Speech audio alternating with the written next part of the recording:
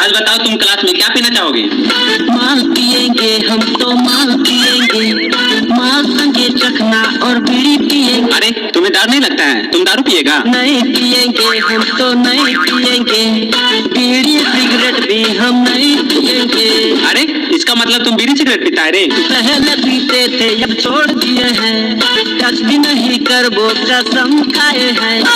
बीड़ी रखेंगे फैमिली चलाएंगे। क्या बोला? बीड़ी रखेंगे फैमिली चलाएंगे। क्या बीड़ी रखेगा? इसका मतलब तुम बीड़ी पीता है?